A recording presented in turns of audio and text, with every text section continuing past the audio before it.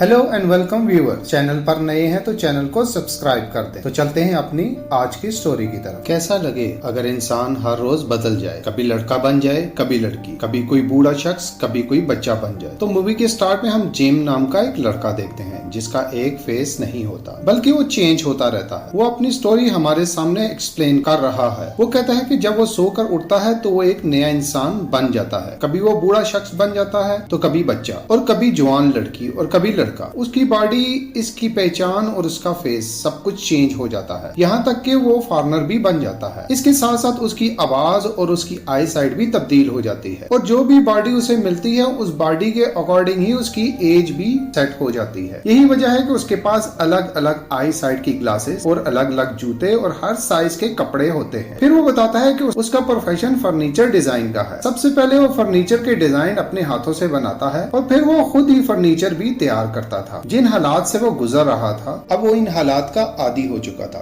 क्योंकि वो नहीं जानता था कि वो नॉर्मल हालात में कैसे आएगा। वो अपने सारे काम ऑनलाइन ही करता था, इंटरनेट पर लाइव आने की जरूरत नहीं पड़ती। इसकी इस सीक्रेट के बारे में सिर्फ दो ही लोग जानते थे, एक इसकी मदर और दूसरा इसका दोस्त सैंग। फिर हमें सैंग दिखाया जाता है, वो भी जेम के साथ फर्नीचर का काम करता था। असल में फर्नीचर डिजाइनिंग के अलावा जो बाकी के मामूलात थे जिसमें कस्टमर डीलिंग शामिल है, सैंग इस तरह के मामूलात देखता था। एक दिन सैंग जेम के घर आता है और कहता है कि तुम आज एक हैंडसम इंसान बने हुए हो, चलो हम आउटिंग के लिए बाहर चलते हैं। ये दोनों एक क्लब में जाते हैं और वहाँ बहुत एंजॉय करते हैं। जेम एक लड़की के साथ सो रहा होता है और जब उसकी आंख खुलती है तो वो देखता है कि एक बूढ़ा शख्स बन चुका होता है। इसने अपने सारे फेसेस की वीडियो एक लैपटॉप में सेव की होती है। वो बताता है कि जब वो एक फार्मर बनता है तब वो अपनी नेशनल लैंग्वेज नहीं बोल सकता, बल्कि वो जो भी फॉरेनर वाली लैंग्वेज जिसमें जापानीज, चाइनीज, उन्हीं की लैंग्वेज बोलता है, जिसको उसने कभी सीखा भी नहीं होता। इस बदलती हुई आइडेंटिटी की वजह से उसे ना तो कभी कोई अच्छा लगा और ना ही कभी इसको किसी से प्यार हुआ। और इस बॉडी चेंजिंग की स्टार्टिंग आज से 12 साल पहले हुई थी, जब जेम 18 साल का था। फिर उसके पास्ट का सीन दिखाया जाता है। जब वो सोकर उठता है तो वो खुद को आईने में देखता है, तब वो एक अजीब इंसान बन चुका होता है। खुद को देखकर वो काफी डर भी जाता है। वो अपनी मदर के पास जाकर बताता है। वो सुनकर काफी हैरान हो जाती है, लेकिन किसी तरह वो इसे संभाल लेती और इसे सॉरी भी बोलती है। जेम बाकी लोगों की तरह एक नॉर्मल लाइफ नहीं गुजार सकता था और यही वजह थी कि उसे स्कूल भी लीव करना पड़ता है। एक तरफ इसकी एज के बच्चे स्कूल जा रहे थे और दूसरी तरफ वो अपनी लाइफ को बैलेंस करने में बिजी रहा। एक दिन सैंग जेम के घर कुछ सामान लेकर आता है, तब एक मिडिल एज लेडी दरवाजा खोलती है। वो सैंग को खाने की ऑफर करती है। सैंग समझता है कि ये जेम की मदर है, लेकिन फौरन वहाँ जेम की असल मदर आ जाती है, तो उसे पता चलता है कि वो कोई और नहीं जेम है। वो काफी हैरान हो जाता है, उसे यकीन नहीं आता कि ये सब कुछ क्या हो रहा है। फिर वो रियलिटी जानने के लिए जेम के बारे में उस लेडी से सवाल पूछता है। ऐसी बातें पूछता है जो सिर्फ जेम को ही पता थी, जिस पर वो लेडी सारे क्वेश्चन के आंसर सही देती है। इसे देखकर सैंग काफी हैरान होता है और इस पर हंसना शुरू कर देता है। इस इंसिडेंट के बाद सैंग हर रोज जेम के घर आता था और जेम हर रोज एक नया इंसान बना होता है। वो दोनों बातें करते हैं और हंसते रहते हैं। एक दिन जब जेम लड़की बना था तो सैंग और जेम तब एक बार में ड्रिंक करने के लिए जाते हैं। वहाँ पर सैंग उससे पूछता है कि हम तकरीबन 15 साल से फ्रेंड है, तो तुम एक लड़के थे और अब तुम एक लड़की बनी हुई हो, तो क्या तुम लड़की की बॉडी में मेरे करीब आ सकते हो? ये सुनकर जेम उसे इनकार कर देता है और कहता है कि तुम अपने पर कंट्रोल करो। अगले दिन वो फिर मिलते हैं। अब जेम लड़का बना होता है। सैंग उसे बताता है कि सैंग जिस कंपनी के लिए काम करता है उसका मालिक जेम के डिजाइन को चोरी कर रहा है। ये सुनकर जेम को एक आइडिया आता है और वो उस आइडिया को यूज करके अपने खुद की कंपनी बनाने का डिसीजन लेते हैं और उस कंपनी का नाम ALX चूज करते हैं। और उसी वक्त वो लोग ये भी डिसाइड करते हैं कि जेम फर्नीचर के डिजाइन बनाएगा और सैंग लोगों को हायर करके उन्हें सेल आउट करेगा। पहले सिर्फ जेम फर्नीचर मेकर होता था, अब वो फर्नीचर मेकर और सप्लायर दोनों बन जाता है। फिर एक दिन जेम फर्नीचर शॉप पर जाता है और वहाँ पर वो कुछ सामान देख रहा होता है। इसी दौरान उसे सू नाम की एक लड़की उसे देख रही होती है। वो लड़की उस शॉप की वर्कर होती है। वो पूछती है कि तुम्हें क्या चाहिए। वो उसे कहता है कि मुझे एक ऐसी चेयर चाहिए जिस पर मैं बैठकर ऐसा महसूस हो कि मैं घोड़े पर सवार हूँ। ये सुनकर वो इसे ALX नाम की वेबसाइट बताती है और कहती है कि तुम्हें यहाँ हर चीज अच्छी मिल जाएगी। इसका मतलब ये होता है कि वो जेम को उसी की बनाई हुई वेबसाइट शेयर करती है और जेम उससे पूछता है कि क्या ये बात अलाउ है कि किसी दूसरे के सामान की तारीफ करना और फ्री में एडवर्टाइज करना। ये सुनकर सू हंसने लगती है। उस दिन के बाद जेम हर रोज रोज सू को देखने के लिए उसकी दुकान पर जाता और अलग अलग फेसेस होने की वजह से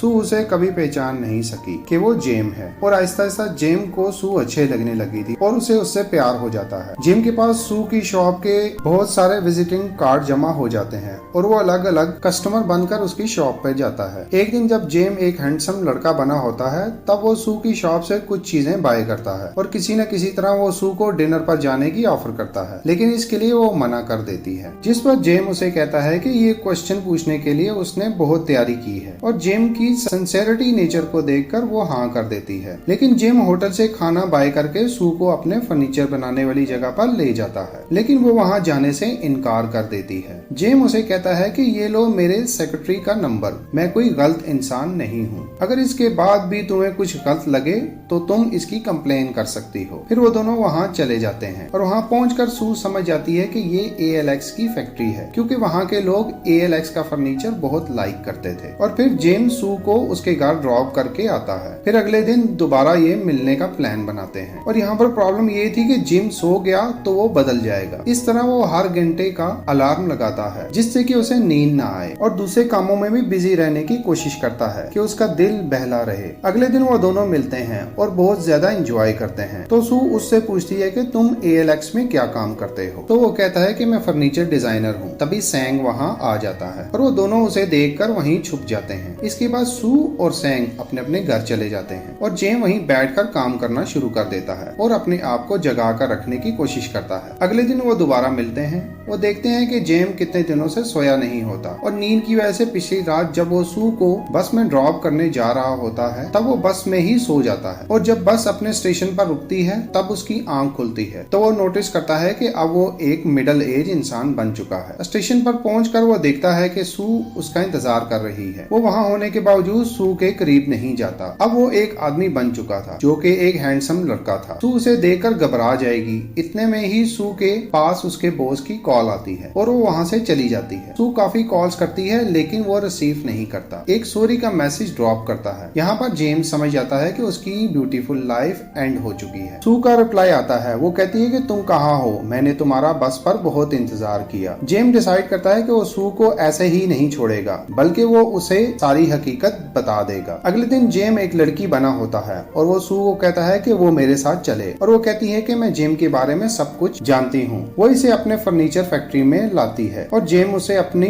सारी वीडियोस दिखाता है और उसकी अलग अलग फेसेस को सारी वीडियो सू के सामने रिवील हो जाती हैं। वो ये भी बताता है कि वो एक लड़का है। जब वो सोकर उठता है तो इसका जेंडर तब्दील हो चुका होता है। सू तुम इतने दिनों से जिसके साथ घूम रही हो वो कोई और नहीं, वो जेम है। उसको उस पर यकीन नहीं आता और वो वहाँ से चली जाती है। काफी दिन गुजर जाने के बाद वो जेम को नहीं भूल पाती और वो हर वक्त उसी के बारे में सोचती रहती है। एक दिन वो जेम को मिलने उसकी फैक्ट्री में आती है। जब जेम जापानीज लड़की बना होता है वो सू को अंदर आने के लिए कहता है। सू उससे पूछती है तुम मुझे वाकया ही लाइक करते हो और अगर हाँ तो तुम्हें मेरी एक बात माननी पड़ेगी। मैं तुम्हारे साथ सोना चाहती हूँ। तुम्हें अपनी आंखों से चेंज होना देखना चाहती हूँ। सोते वक्त सू जिम से पूछती है कि ये सब कुछ कब से हो रहा है। तब जिम अपनी सारी कहानी सू के सामने एक्सप्लेन करता है और इसी दौरान सू को जेम की असल एज 29 का पता चल जाता है और सेम एज सू की भी होती है। सू जेम से पूछती है कि तुमने मुझे चूज क्यों किया और जेम उसे बताता है कि मैंने अपनी इस कंडीशन को एक्सेप्ट कर लिया था और उन सब का आदी भी हो चुका था, लेकिन जब मैंने तुम्हें देखा तो मैं खुद पर कंट्रोल नहीं कर सका। इसके बाद वो दोनों सो जाते हैं। अगली सुबह जब वो उठते हैं तो जेम एक हैंडसम लड़का बन चुका होता है, यानी अब वो चेंज हो चुका है। जेम काफी खुश था कि सू सब जानने के बावजूद भी उसके साथ थी। इसके बाद वो दोनों काफी टाइम स्पेंड करते हैं और साथ ही रहते हैं। वो दोनों एक हैप्पी लाइफ गुजार रहे थे। अगले दिन सू जेम की गर्दन पर एक टैटू बनवाती है ताकि इससे जेम की पहचान हो सके कि वो जेम है। एक रात जेम को सू के साथ एक पार्टी पर जाना था, लेकिन वो एक बूढ़ी औरत बना हुआ था। वो सोने की काफी कोशिश करता है लेकिन उसे नींद नहीं आती। पार्टी में सब लोग अपने पार्टनर के साथ आए थे लेकिन सू बिल्कुल अकेली थी। सब लोग सू के पार्टनर को देखना चाहते थे और वो उसको पूछते हैं कि वो कहाँ है, क्योंकि सब ने सू को अलग अलग इंसानों के साथ देख रखा था। तभी पार्टी में एक लड़का सू का हाथ पकड़ता है, इसी तरह जिस तरह जेम ने उसे कहा था कि वो जेम ही है। पार्टी में सब लोग उसे देखकर हैरान हो जाते हैं, खास तौर पर सू की बॉस। अगले दिन वो एक लड़की बना होता है और वो सू को अपनी मदर से मिलाने के लिए ले जाता है। जेम की मदर सू को थैंक्स कहती है कि वो उसके बेटे के साथ है और फिर सुबह को जेम खुद से सवाल करता है कि क्या सू शादी के लिए एग्री हो जाएगी, क्या मुझे उससे शादी के लिए पूछना चाहिए। अगला दिन वो अपनी वेडिंग रिंग बनाने में स्पेंड करता है। सू डॉक्टर से बात कर रही होती है। वो अपनी कंडीशन और जेम के चेंज होने की सारी बातें बता देती है। डॉक्टर इसे डिप्रेशन और टेंशन की मेडिसिन रिकमेंड करता है। अब जेम एक खूबसूरत लड़का बना होता है। सू कहती है कि मुझे तुम्हारे साथ गुजारा हुआ वक्त बहुत अच्छा लगता है और मेरी ये विश है कि ये वक्त गुजरे ही ना, और मेरी ये भी विश है कि तुम मेरी तरह एक नॉर्मल इंसान बन जाओ। जेम उससे पूछता है कि तुम मुझसे शादी करोगी, जिसका वो कोई जवाब नहीं देती। फिर जेम उसे उसके घर ड्रॉप करने के लिए जा रहा होता है और उससे रास्ते में भी यही सवाल करता है कि तुम मुझसे शादी करोगी। सू उसे गाड़ी रोकने का कहती है और सू उसे कहती है कि शादी एक आम चीज नहीं है। मैं अपने घर वालों को क्या बताऊंगी कि वो एक ऐसा लड़का है जो हर रोज चेंज हो जाता है। इस पर जेम उसे कहता है मैं तुमसे दूर जाता हूँ तो मुझसे रहा नहीं जाता। तो सू कहती है कि तुम सिर्फ अपने बारे में सोचते हो। क्या तुम्हें पता है कि तुम्हारी पहचान क्या है? आईने में आज तुम्हारा फेस कुछ है तो कल कुछ, और तुम्हें तो अपनी ही पहचान नहीं। तुम्हें तो ये ही डिसाइड करने में इतना वक्त लग जाता है कि आज तुम कौन सा ड्रेस पहनोगे, कौन से जूते पहनोगे और कौन सी आई साइड की ग्लासेस पहनोगे। मैं ही बड़ी मुश्किल से समझती हूँ कि तुम जेम ही हो, और मैं बाकी लोगों को कैसे बताऊंगी कि ये जेम ही है। तो जेम सू की परेशानी को समझ जाता है। सू गाड़ी में आती है और अपनी टेंशन पिल्स लेती है और जेम भी वहाँ आ जाता है और जेम को पता चलता है कि सू डिप्रेशन पिल्स ले रही है और इसी वजह से बीमार हो रही है। और जेम सू की डॉक्टर से होने वाली कन्वर्सेशन भी सुन लेता है। जेम को पता चल जाता है कि सू की ये हालत इसी की वजह से हो रही है और वो दूसरे दिन एक लड़की बना होता है और अपनी मदर के साथ होता है। उसकी मदर उसे एक हकीकत बताती है। वो कहती है कि जेम बिल्कुल अपने फादर की तरह है। इसके फादर को भी यही बीमारी थी, उनकी भी बॉडी चेंज हो जाती थी और वो भी इनकी वजह से स्ट्रेस की मरीज बन गई थी। अपनी वाइफ की हालत देखकर जेम के वालिद वहाँ से गायब हो गए थे ताकि उसकी वाइफ को ये परेशानी ना हो सके। ये बातें सुनकर जेम डिसाइड करता है कि उसे भी ऐसा ही करना चाहिए। वो दोनों शाम को मिलते हैं और कुछ वॉक करने के बाद जेम उसे कहता है हमें ब्रेकअप कर लेना चाहिए। ये कहते ही वो यहाँ से चला जाता है। ब्रेकअप करने से पहले जेम ने सू को एक चेयर बनाकर दी थी। इस चेयर को सू देखकर और जेम को याद करके सू रोती रहती है। 10 महीने गुजर जाते हैं और अब सू नॉर्मल हो जाती है। एक दिन सू की बॉस सू को वेबसाइट पर एक मशहूर डिजाइनर की पिक्स दिखा रही होती है और सू समझ जाती है कि ये जेम के ही डिजाइन है।